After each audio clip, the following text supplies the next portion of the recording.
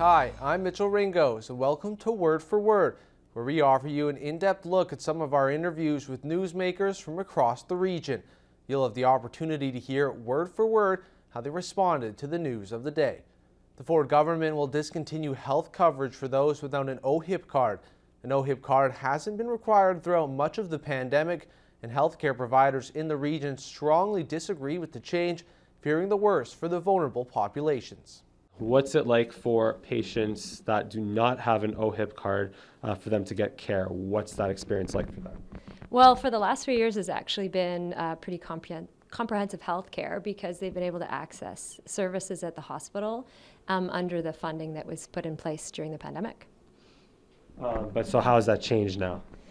How it would change if the funding is discontinued? Well, we'd go back to the system we were before, which was really complex healthcare and navigation. So it's a health equity issue. So looking at offering perinatal services to everyone equitably would mean comprehensive care. So if you're looking at offering services or making recommendations for different hospital-based tests or procedures, people without insurance are sometimes picking and choosing the things that won't impact them as much as they would if they weren't to go, and worried really about the financial implications of being able to pay that bill at the end of the day without a lot of background information on why maybe it's really essential that they seek those services that are being recommended. Yeah, and again, just talk about the experience of now if they're not going to receive that insurance, what's it going to mean for them?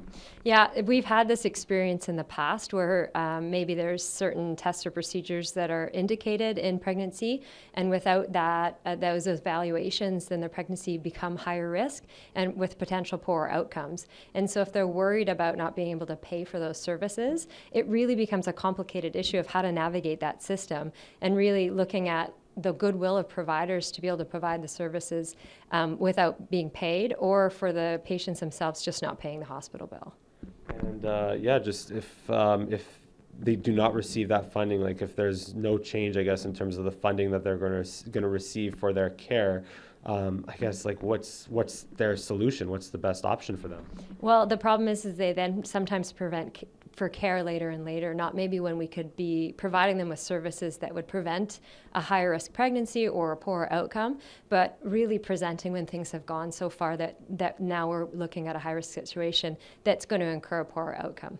And, you mentioned pregnancy, of course, but just again, talk a little bit more generically speaking, not so much to pregnancy, but just generically speaking, like someone, I don't know, has high blood pressure or diabetes or any type of, or breaks their leg or something, just again, vulnerably housed or vulnerable populations, if they need that type of care, then again, what's their experience looking like right now? Well, if they don't have a health card or if they're uninsured, then they absolutely sometimes delay receiving that care. And that really impacts their outcomes and their overall care experience. Not having comprehensive health care for everybody is just really not equitable, and it's not okay. They suffer because of the long-term outcomes of not receiving care early enough that we can actually provide interventions to improve their health care, and their overall health in general is going to just cost the person, the community and society and the healthcare system more money eventually. Yeah, I was going to say, so do you think it's that much more important to invest in preventative measures than reacting to their potential health issues from not taking care of it sooner? Yeah, I think for sure. I mean, looking at preventative health care, there's really good research, even in the last 3 years, for uninsured people and what services they were being provided and were being offered and sought because they knew the funding was in place, versus before this funding was in place 3 years prior to that. I've had experiences where clients haven't shown up for appointments or assessments because of the worry of not being able to pay for it, and that can lead to a more complex care and more needed interventions eventually. Is there anything else you want to add that we haven't already talked about? No, it has been a relief as a care provider not to have to navigate the system in this way in the last 3 years. It's been really reassuring to be able to offer recommendations and make referrals for folks that need a higher level of pregnancy care, knowing that it was going to be funded. And prior to that, it was a really complex issue as a care provider, just knowing that they're not going to be able to afford the care, or looking at breakdowns of what every test and procedure may cost, and having them decide what they accept, which is not best case scenario or what's recommended. A Lakehead music student is about to take the trip of a lifetime. This summer, violist and composer Amani Slowly will spend nearly 3 weeks in Italy studying with world-class musicians. So this summer you'll be going on a trip of a lifetime. Can you just talk about your feelings when you found out? I was really shocked and really amazed just because coming from the program, the music program here, there's so many different students and so many different people who apply to the scholarship. But I'm really excited, especially to go to Italy, just seeing all the culture there and being exposed to different people and the different musicians there, and especially the faculty. So I'm very excited. Can you talk a little bit about what the summer program is? Yeah, so Cremona, it's an international program hosted in July, so it's about 3 weeks, 18 days specifically, and it's a program just to help young and upcoming musicians to help to foster their gifts in music.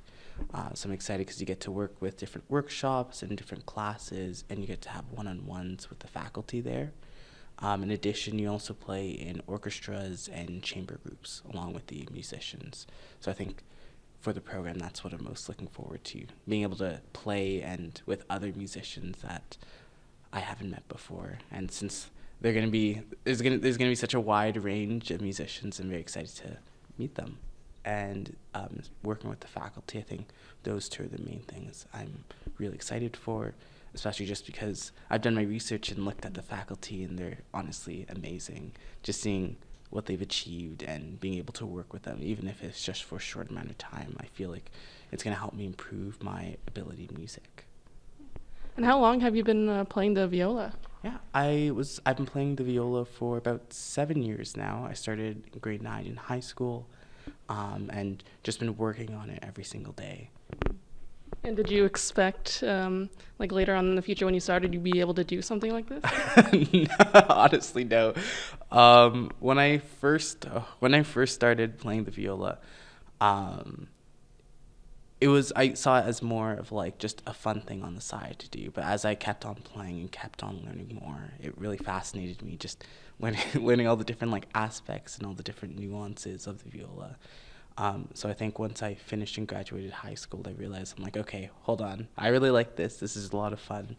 I want to do this in the future. And other than being able to perform with all these musicians, is there anything else about going to Italy that you're excited about?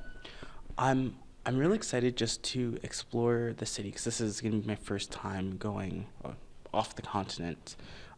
So I've never been anywhere in Europe or on the other side of the world. So I'm really excited to especially just see how other people live and to see the rich history. I find, especially in a city like Italy, where there's so much history and so much vast history, especially for violin making, I'm really excited just to explore that and see the people there and see how they live life and just explore a different culture that's totally different from my own. And do you know what day you'll be leaving? Yes, July the 11th. So the program is from July the 11th to July the 28th. What are you hoping to take away from this adventure that you're going on? I'm hoping to take away a better understanding of music, and specifically improve my viola playing with the guidance of the faculty there, and improve my orchestral skills with playing with the orchestra and chamber ensembles, and just in general playing with the other musicians and being exposed to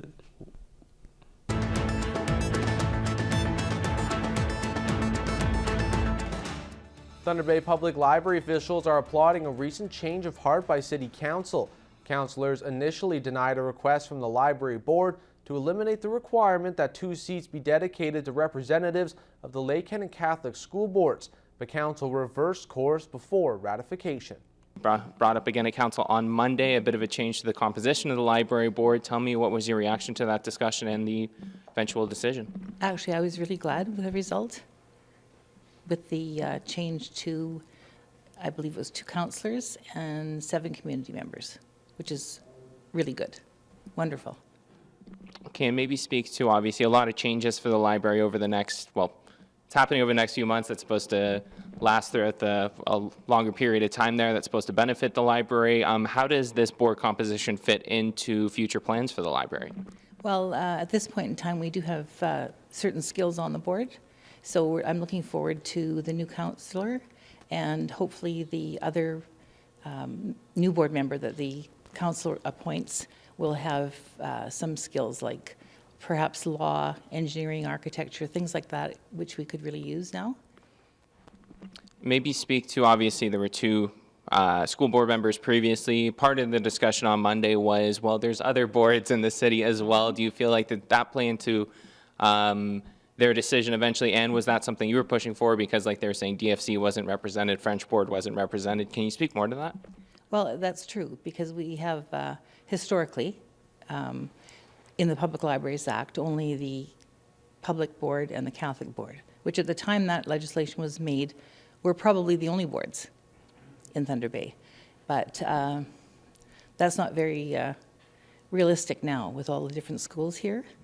We need to have equal representation. That's one of the things that we're trying to reach at the library and in the city, I believe. So we're working hard at that, and this is one more step forward.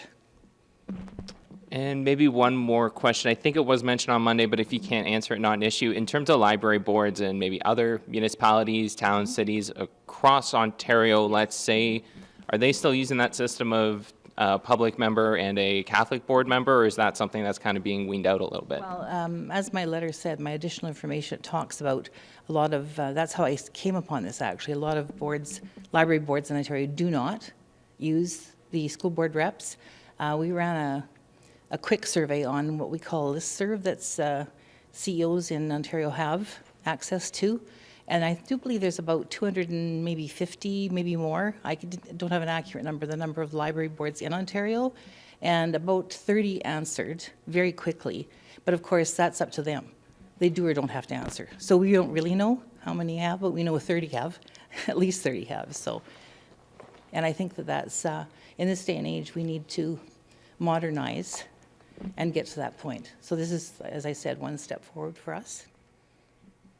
And I think that's all I had question-wise. Anything I might have missed that you like to add? I could have missed anything from the meeting you want to point out? Anything along those lines? No, I was just glad that some people reconsidered and that took my information seriously. And we're looking forward to who the new councillor will be and who the new board member will be. And that will come, I do believe this is ratified on the 24th of April, we hope. And then they'll be appointed, I believe, after that. The Thunder Bay Public Library is holding a food drive at its 4 branches this month in an effort to address a severe food shortage at the RFDA. And I guess I'll start with maybe a little bit how long running this has been going, the food can drive for the library. Is this a first, or how many years has this been going on? So we've done food drives in the past to benefit organizations such as the Christmas Cheer Fund, for example.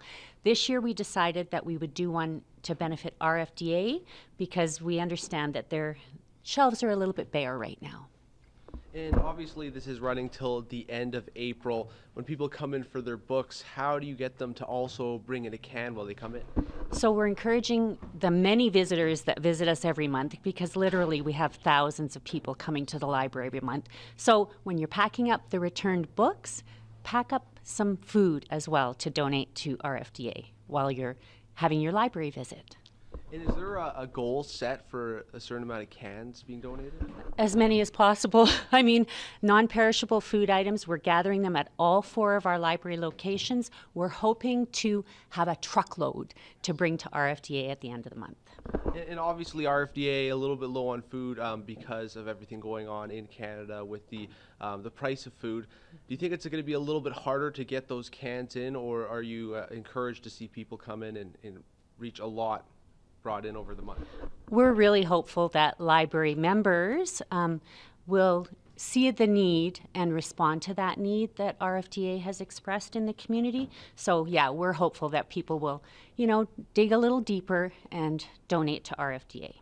And this, like you were saying, this isn't just at this location. All the locations are going to take part for the goal at the end of the month. That's right. We have 4 library locations, so whichever one is your home branch, please make a visit with your returned items as well as some food for RFDA. And is there any, I know I was kind of reading through the list, is there anything you guys won't accept, or pretty much what was on the list is what you're going to be bringing in? So that list is actually on RFDA's website. The things that they need the most, like canned fish, pasta, pasta sauce, cereal, things like that. Those are the items that they're really looking for. Peanut butter, you know, real staples in somebody's pantry is what they are most in need of. Anything else? No, I think, and if you can't make it down to Thunder Bay Public Library, please go down to RFDA and make your donation, either in person or you can donate money online as well. With warmer weather right around the corner, residents took part in the annual Spring Family Skate at Fort William Gardens in support of Pro Kids. Tonight we're having our Spring Family Skate in support of Pro Kids at the Fort William Gardens. We're really excited to provide a family activity for everyone to come down, get a skate in before spring. We have the North Stars here tonight to skate along with the kids, as well as the U15 Queens. So it's just a great community event for a really good cause. I've seen a lot of excited faces coming through the doors. You were mentioning how you haven't been able to do this since 2019. That must bring a little added level of excitement. Yeah, no, it's one of those events that we always, like prior to 2019, looked forward to hosting. It's been a staple for Pro Kids as a fundraiser for over 10 years. So we always look forward to being able to host one of the only public skates at the Fort William Gardens. This year we're supported by Garda World, which is tremendous. Without them, we wouldn't be able to host events like this. And so it's once again something we look forward to, and we're so happy to bring back to the community this year as well. And of course, great fun for the kids, but more importantly, it's going to such a great cause, so more kids that don't always have the opportunity can get that, right? Exactly. So Pro Kids, we're a charity that helps families when they can't afford registration fees for their kids. So whether it be sports, whether it be the arts or cultural activities, they can apply to Pro Kids and we'll help them get into those programs. So it's also our 25th anniversary of Pro Kids. We're very excited to celebrate that we've helped over 25,000 kids access recreation since we started in 1998. And it's because of fundraisers like this that we're able to do that. So without the support of the community, we wouldn't be able to put all those kids into programs that are really important in terms of building social skills, team building skills. We're happy to do it.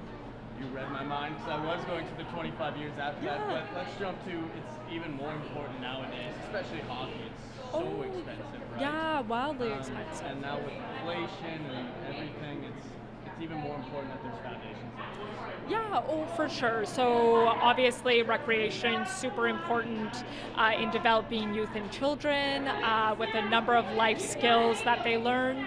Like you said, hockey,